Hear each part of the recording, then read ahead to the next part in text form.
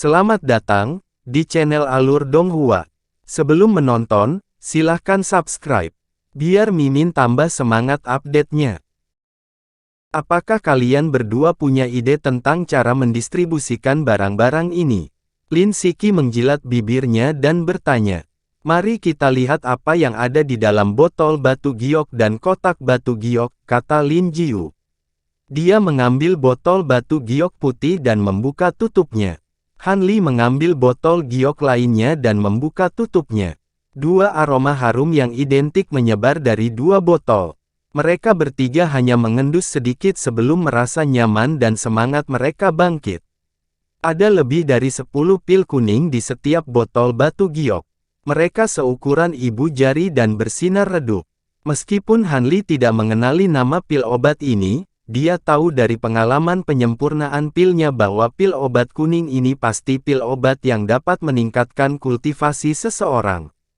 Selain itu, khasiat obatnya jauh di atas pil persatuan. Ini adalah Brilliant Dawn Pil yang sangat berguna bagi para kultivator di alam dewa sempurna. Lin Siki berkata dengan gembira. Saya pikir Ping Yaozi menyiapkannya untuk dirinya sendiri. Lin Jiu mengangguk. Saat dia berbicara, dia meletakkan kembali botol giok putih di tangannya dan mengambil kotak giok ungu itu. Setelah dengan hati-hati melihat jimat perak yang tertempel di kotak, dia melambaikan tangannya dan meluncurkan beberapa mantra. Lapisan cahaya perak muncul di kotak giok dan menolak segel tangan. Ini, Lin Jiu menjerit kaget. Setelah merenung sejenak, dia meletakkan telapak tangannya di atas kotak giok dan menggumamkan sesuatu. Cahaya keemasan bersinar dari telapak tangannya. Han Li dan Lin Siki saling memandang dan melihat jejak rasa ingin tahu di mata masing-masing. Berbicara secara logis, semakin terpelihara dengan baik kotak batu giok itu, semakin luar biasa barang di dalamnya.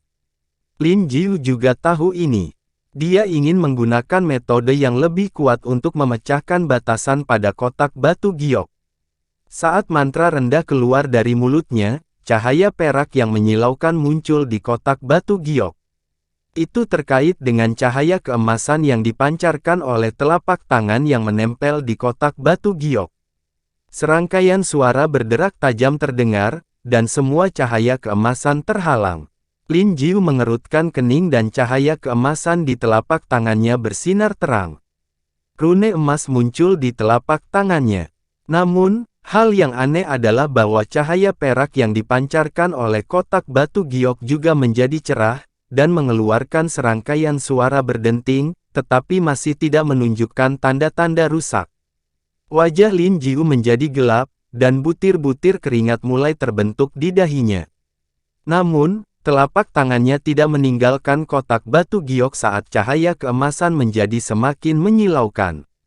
Namun, lampu perak pada kotak batu giok juga mulai bergolak, secara bertahap melepaskan cahaya yang menyilaukan. Sedikit kejutan melintas di mata Han Li. Dia jelas tidak berpikir bahwa pembatasan pada kotak batu giok kecil ini akan sangat mendalam sehingga bahkan Lin Jiu, yang merupakan seorang dewa sejati yang terlambat, tidak dapat berbuat apa-apa. Setelah beberapa saat, cahaya keemasan di tangan Lin Jiu begitu menyilaukan sehingga sulit untuk melihatnya secara langsung. Cahaya perak tampaknya telah mencapai batasnya juga, dan mulai diliputi oleh cahaya keemasan. Lin Jiu awalnya senang, tetapi di saat berikutnya, ekspresinya berubah dan dia segera memindahkan tangannya. Lampu perak pada kotak batu giok berkedip beberapa kali, dan dalam sekejap mata, itu kembali ke tampilan aslinya. Lin Jiu, kenapa kamu berhenti? Lin Seventen bertanya dengan bingung. Lagi pula, menilai dari situasi barusan, jelas bahwa mereka akan menembus penghalang perak. Orang yang mengatur batasan ini sangat licik. Dia sebenarnya menyembunyikan batasan penghancuran diri di bagian terdalam dari batasan tersebut. Jika saya tidak berhenti tepat waktu, kotak batu giok dan barang di dalamnya akan hancur. Lin Jiu menggelengkan kepalanya saat dia berbicara. Apakah begitu? Ekspresi Lin Seventen menjadi gelap. Ping Yaozi telah terbunuh, jadi di mana mereka dapat menemukan metode untuk membukanya. Selanjutnya, masalah ini melibatkan Istana Abadi. Han Li juga mengerutkan kening. Berdasarkan pengalamanku, itu tidak sepenuhnya mustahil. Kita perlu menganalisisnya dengan hati-hati dan melakukan persiapan yang matang. Mungkin kita bisa mencobanya. Tidak ada yang bisa kulakukan. Jika kalian berdua mau, kalian bisa mencobanya. Lin Jiu menggelengkan kepalanya dan menyerahkan kotak giok itu. Ekspresi ketertarikan muncul di mata Lin Seventen saat dia mengambil kotak batu giok itu. Sinar kuning muncul di tangannya dan menyelimuti kotak giok ungu. Sinar perak muncul di kotak batu giok dan menghalangi sinar kuning. Kemudian, keduanya terjalin. Ekspresi muram muncul di wajahnya saat pancaran kuning di tangannya semakin cerah. Dia menggumamkan beberapa mantra dan serangkaian segel tangan terbang ke dalam kotak. Sinar perak yang dipancarkan oleh kotak giok ungu segera menjadi cerah dan memblokir segel tangan. Setelah 15 menit, butiran keringat muncul di dahi Lin Seventen. Dia membentuk serangkaian segel tangan dan sinar kuning menyelimuti kotak batu giok. Setelah diperiksa lebih dekat, pancaran kuning itu dibentuk oleh prasasti jimat kuning yang tak terhitung jumlahnya. Di bawah balutan benang cahaya kuning ini, cahaya perak pada kotak batu giok secara bertahap ditekan. Mata Lin Jiu berbinar saat melihat ini. Han Li juga maju selangkah. Pada saat itu, prasasti jimat perak pada kotak batu giok bersinar terang dan mendorong sinar kuning menjauh. Sinar kuning bergetar dan pecah berkeping-keping. Pembatasan macam apa ini? Itu hanya gertakan. Ekspresi Lin Seventen menjadi gelap saat dia mendengus. Namun, dia tidak terus mencoba dan menarik kembali tangannya. Lin Jiu menghela nafas kecewa saat melihat ini. Dia memandang Han Li dan berkata, "Rekan Jiao Siwu, mengapa kamu tidak mencobanya? Kamu mungkin berhasil. Hati-hati, rekan Daois. Jika kamu melanggarnya, itu akan dihitung dalam kuotamu." Lin Seventen terkekeh dan menyerahkan kotak batu giok itu kepada Han Li. "Aku akan mencobanya. Namun, bahkan kalian berdua tidak dapat berhasil, jadi kemungkinan besar aku juga tidak akan berhasil." Han Li menerima kotak batu giok dengan sikap acuh tak acuh sebelum melambaikan tangan untuk melepaskan semburan cahaya biru yang menyelimuti kotak batu giok itu. Tangannya membentuk serangkaian gerakan mantra yang berganti-ganti antara cepat dan lambat. Untaian cahaya hijau menyelimuti kotak batu giok. Sinar perak muncul di kotak batu giok dan menghalangi sinar hijau. Cahaya hijau dan cahaya perak saling terkait dan berkedip. Setelah 6 napas, pancaran perak pada kotak batu giok bersinar terang dan merobek pancaran hijau. Sepertinya aku juga tidak berdaya. Han Li menggelengkan kepalanya dan meletakkan kotak batu giok itu kembali ke tanah. Karena kita tidak bisa melanggar batasan pada kotak batu giok, kita tidak boleh memaksakannya. Kami tidak punya banyak waktu lagi. Mari kita bahas pembagian harta yang tersisa. Lin Jiu menghela nafas dan berkata, "Kami akan mengikuti jejakmu dalam misi ini, rekan Daois Lin Nine. Apakah kamu punya saran tentang bagaimana kami harus mendistribusikan rampasan ini?" Lin Seventen menatap Lin Jiu. "Ada ramuan spiritual, bahan, ramuan, dan batu esensi abadi. Ada banyak dan mudah untuk mendistribusikannya. Yang lebih merepotkan adalah kuali emas, harta dharma, dan kotak giok," kata Lin Jiu. "Itu mudah. Salah satu dari kita akan mengambil kuali, yang lain harta dharma, dan orang terakhir akan mengambil kotak batu giok. Bagaimana menurutmu?" kata Lin Seventen. "Itu saran yang bagus. Namun, siapa yang akan mengambil kuali dan harta karun dharma?" Lin Jiu bertanya. "Saya selalu tertarik untuk memurnikan ramuan. Bagaimana kalau saya mengambil kuali?" Lin Seventen menangkupkan tangannya dan berkata, "Kebetulan sekali. Aku juga sangat menyukai alkimia." Mata Lin Jiu berkilat saat dia tersenyum penuh arti. Wajah Lin Seventen menjadi gelap. Han Li dengan tenang berdiri di samping saat pikiran-pikiran ini bergejolak di benaknya. Tidak ada perbandingan antara ketiga pilihan tersebut. Kuali emas adalah kelas tertinggi dan merupakan artefak abadi. Itu paling berharga. Ketertarikan Lin Jiu dalam memurnikan ramuan hanyalah sebuah alasan. Dia berencana menggunakan dao alkimia untuk menerobos hambatan dalam kultivasinya. Karena itu, dia sangat tertarik dengan harta karun ini. Namun, dia hanya melihat dari samping. Dia tidak berniat berjuang untuk kuali. Ketika dia mengamati kuali dengan indera spiritualnya, dia menyadari bahwa ada sesuatu yang tersembunyi di dalamnya. Perasaan ini mirip dengan pedang hitam tak dikenal yang dia peroleh dari Fang Pan. Ditambah dengan Dewa Emas Gujie dari Istana Abadi melindungi Ping Yaozi, sulit untuk menjamin bahwa Ping Yaozi telah merusak kuali. Jika itu meningkatkan kemungkinan dilacak oleh Dewa Emas karena dia mendambakan harta ini, maka dia sama sekali tidak akan mengambil risiko seperti itu. Jadi, dia dengan paksa menahan keserakahan di dalam hatinya. Lin Seventen mungkin tidak menyadarinya dengan kultivasi alam dewa sempurna. Namun, Lin Jiu berada di alam dewa sempurna dan sangat teliti. Bagaimana mungkin dia tidak menyadari sesuatu? Saya telah terjebak dalam kemacetan selama bertahun-tahun dan saya sangat membutuhkan kuali ini untuk memurnikan ramuan. Jika Anda bersedia membiarkan saya memiliki kuali tersebut, saya akan mengambil sepertiga lebih sedikit dari barang lainnya. Lin Seventen memandang Han Li dan memaksakan senyum. Ahem, sejak Han Li berdeham dan hendak mengatakan sesuatu. Sejujurnya, saya telah menghabiskan ratusan tahun mencari kuali yang cocok. Sekarang saya telah menemukan yang cocok untuk saya harap kalian berdua dapat mengizinkan saya memilikinya. Adapun barang-barang lainnya, saya akan mengambil 2/3 lebih sedikit, kata Lin Jiu sebelum Han Li dapat mengatakan apapun. Mata Han Li berbinar, dia sepertinya dibujuk. Tunggu, bagaimana dengan ini? Saya hanya ingin kuali ini dan saya tidak ingin ramuan spiritual lainnya. Bagaimana? Lin Seventen melihat ke kuali dan menggertakkan giginya. Haha, aku tidak menyangka rekan Daois Lin Seventen begitu terobsesi dengan kuali ini. Tidak masuk akal bagiku untuk memperjuangkan kuali ini. Bagaimana menurutmu, rekan Daois Jiao 15?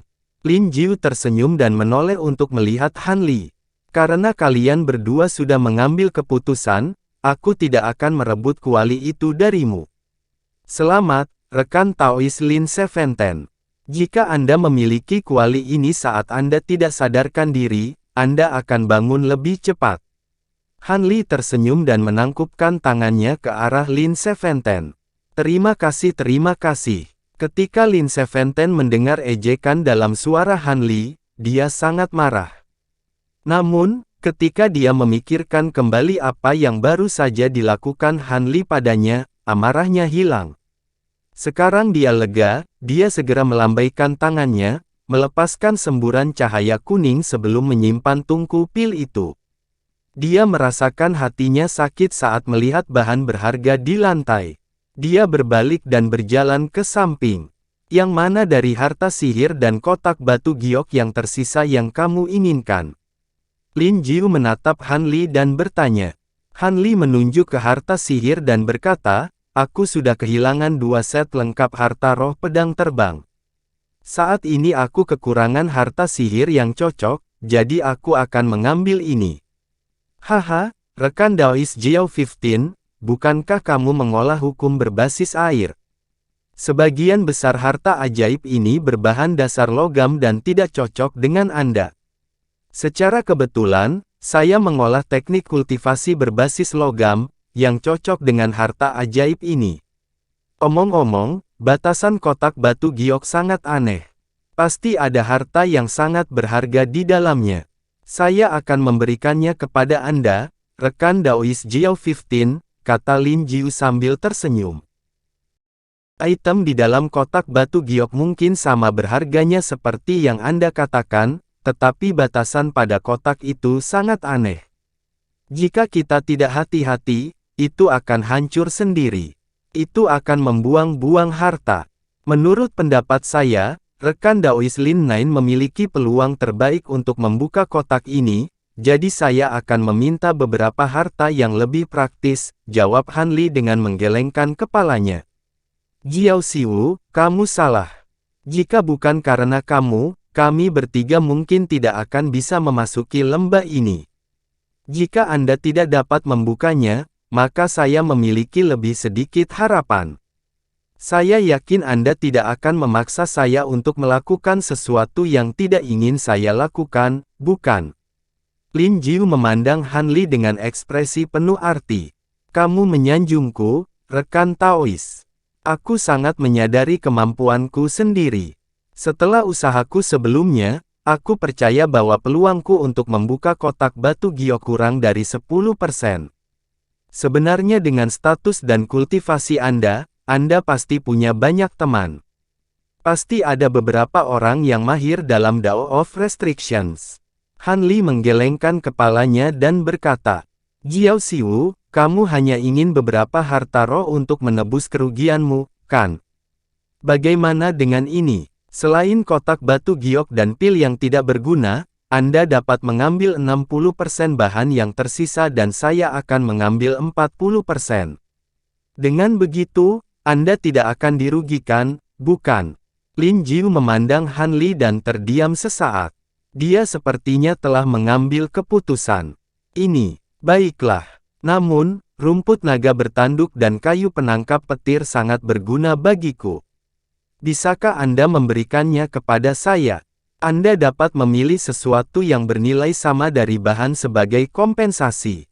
Han Li terlihat sedikit ragu dan berkata, tidak masalah. Terima kasih, Jiao Siwu. Petik 2. Lin Jiu menangkupkan tangannya ke arah Han Li dan melambaikan tangannya untuk melepaskan cahaya keemasan. Dia menyingkirkan pedang bintang 9, cermin emas, dan harta sihir lainnya. Faktanya, dia sama sekali tidak peduli dengan harta sihir lainnya. Perhatian utamanya adalah pedang emas bintang 9 dan cermin kuno emas yang merupakan inti dari formasi.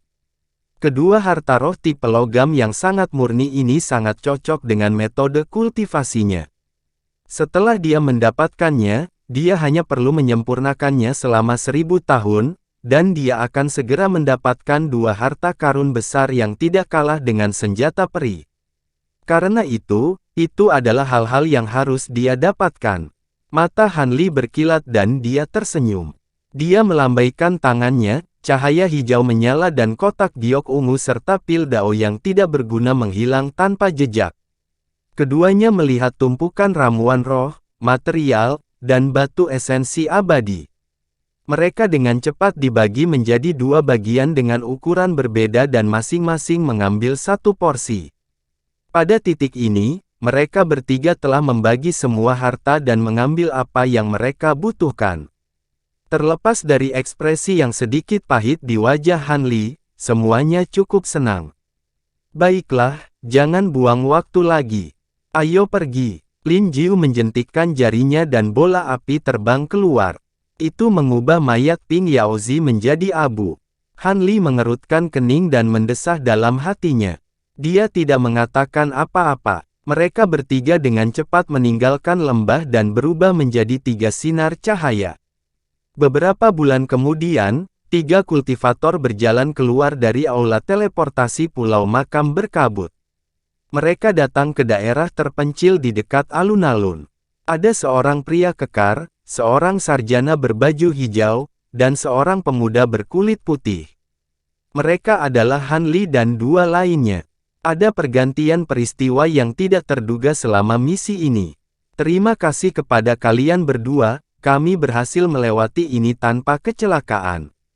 Ini adalah hadiah yang kami sepakati. Tolong diperiksa. Lin Jiu mengeluarkan 2 tas penyimpanan dan menyerahkannya kepada Han Li dan dua lainnya. Han Li menggunakan indera ilahi untuk memindai tas dan menganggukkan kepalanya. Tidak masalah. Aku masih punya sesuatu untuk diurus. Aku akan pergi dulu. Lin Siki menangkupkan tinjunya setelah menyimpan tas penyimpanan. kemudian menghilang ke cakrawala. Lin Jiu, sekarang aku memikirkannya, hadiah dari misi ini tidak sesulit kelihatannya. Sebagai pemimpin misi ini, kamu seharusnya sudah menyadarinya sebelum kamu menerimanya, kan? Han Li berkata kepada Lin Jiu. Apa yang kamu coba katakan? Lin Jiu mengangkat alisnya. Saya khawatir hadiah dari misi ini jauh lebih dari ini, kan? Hah, hati-hati. Selamat tinggal, Han Li berkata dengan penuh arti. Kemudian, dia berubah menjadi sinar cahaya hijau dan terbang ke kejauhan. Jika bukan karena hadiahnya, aku tidak akan mempertaruhkan nyawaku. Namun, saya tidak berharap kultivator keliling rendahan memiliki begitu banyak trik di lengan bajunya. Aku salah tentang dia. Lin Jiu bergumam saat dia melihat sosok Han Li yang pergi. Cahaya keemasan melintas dari tubuhnya dan dia juga menghilang. Tubuh Han Li diselimuti oleh cahaya hijau saat dia terbang ke depan. Dia memegang dua barang di tangannya. Itu adalah kotak giok ungu dan pil dao yang terbuang. Dia tersenyum. Meskipun pil dao tidak berguna, dia mungkin dapat menemukan sesuatu jika dia mengambilnya kembali dan mempelajarinya. Meskipun batasan pada kotak batu giok tampak misterius, dia tidak sepenuhnya tidak tahu apa-apa. Bahkan, dia sudah memikirkan cara untuk memecahkannya. Kalau tidak, dia tidak akan setuju untuk mengambil kotak batu giok itu. Tentu saja, dia tidak bisa mengungkapkan hal ini kepada Lin Jiu dan Lin Jiu. Kalau tidak, dia akan mendapat masalah dan bagiannya dari rampasan perang akan berkurang. Omong-omong, dia sangat ingin tahu tentang apa yang tersembunyi di dalam kotak batu giok. Pasti sesuatu yang luar biasa bagi Ping Yaozi, yang hampir menjadi alkemis pil surga, untuk menjaganya dengan sangat serius. Memikirkan ini, dia tidak bisa menahan perasaan panas yang aneh di dadanya. Dia tidak sabar untuk menumbuhkan sayap dan terbang kembali ke gua tempat tinggalnya sehingga dia dapat dengan cepat mematahkan larangan itu. Beberapa bulan kemudian, Pegunungan Zhongming. Di aula utama Crimson Afterglow Peak, Han Li duduk di kursi kayu. Dia memegang cangkir teh hijau di tangannya dan menggunakan tutup cangkir teh untuk menyesapnya. Meng Yumui dan yang lainnya berjalan cepat ke aula dari koridor di kiri dan kanan. Setelah memasuki aula, semua orang membungkuk pada Han Li. Meng Yumui melangkah maju dan berkata, Penatua Li, Sun Buzeng saat ini berada pada titik kritis dalam kultivasinya yang tertutup. Han Li melirik 9 orang di aula. Dibandingkan dengan ketika mereka pertama kali datang ke sini, tingkat kultivasi mereka telah meningkat pesat. Di antara mereka, Meng Yumui dan Sun Buzeng, yang berkultivasi tertutup, memiliki tingkat kultivasi tertinggi. Orang yang paling cepat berkembang adalah Meng Qianqian.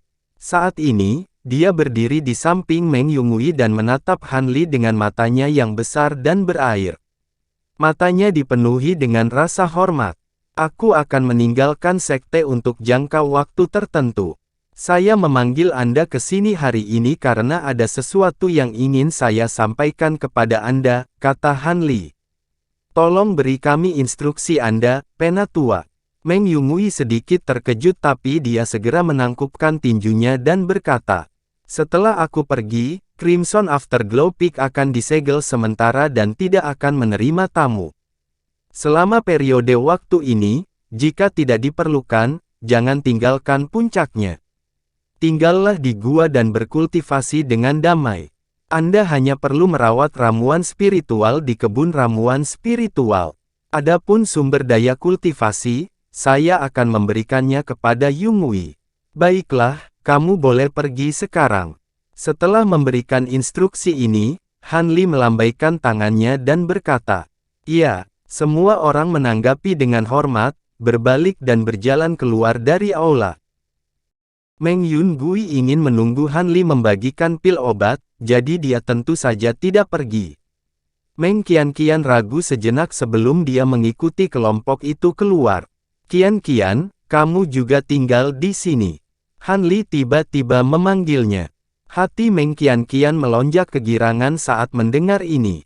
Dia berbalik dan berjalan kembali ke sisi kakaknya diam-diam. Dengan jentikan pergelangan tangannya, kantong penyimpanan berwarna biru muncul di tangan Han Li. Dia melemparkannya ke Meng Yunggui dan berkata, "Aku akan pergi untuk waktu yang lama kali ini, jadi aku tidak akan kembali untuk sementara waktu. Pil ini seharusnya cukup. Anda dapat mendistribusikannya sesekali. Juga, ada beberapa pil Gu Yuan di dalamnya. Setelah Sun Buzeng menerobos dan keluar dari pengasingan, berikan padanya untuk menstabilkan kerajaannya." Iya, Meng Yunggui buru-buru menangkap tas penyimpanan dan mengangguk. "Baiklah, kamu juga bisa pergi," perintah Han Li.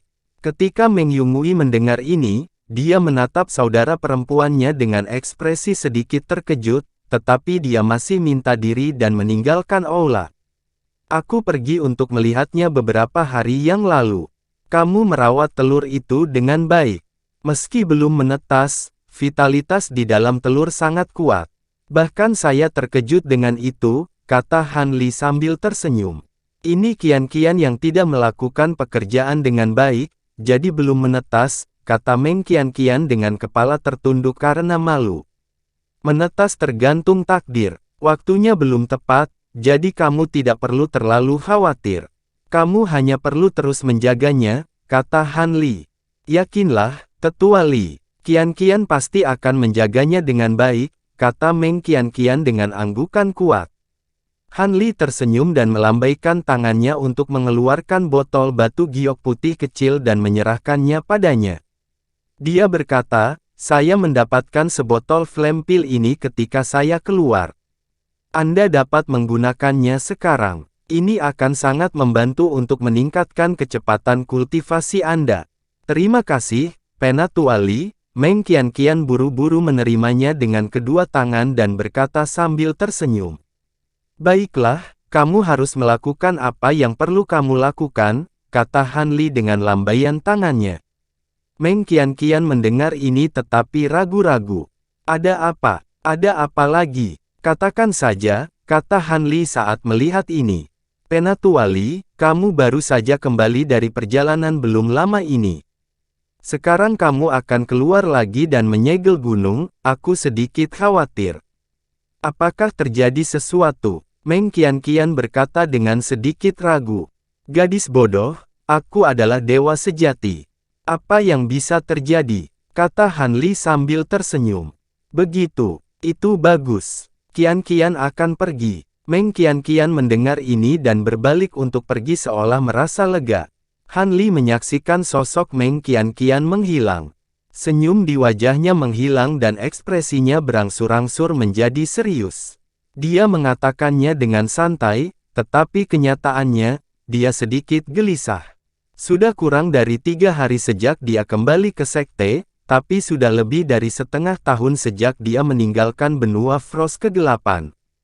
Hari itu, inkarnasi Gu Jie dapat mengetahui bahwa mereka adalah anggota aliansi Anika. Di saat-saat terakhir, dia juga mengungkapkan identitasnya sebagai sesepuh dari Istana Abadi Frost Utara. Dia menjadi waspada. Han Li samar-samar merasa bahwa tetap berada di dalam sekte saat ini bukanlah langkah yang bijak. Karena itu, dia menerima misi, berniat untuk sementara meninggalkan sekte dan bersembunyi sampai angin berlalu.